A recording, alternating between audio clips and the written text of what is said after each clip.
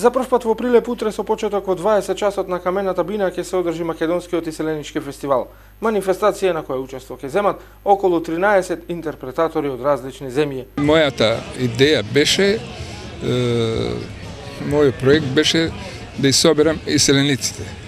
И така тргна таја пат и најпрв се обратив до општинава Прилеп, до градоначалникот господинот Маријан. И така почна таа идеја и во Фејсбук ја објавив, така да речем, и почна да се допишувам со пејачи од Австралија, Шведска. Македонскиот прв пат што содржи имаме 13 пејачи.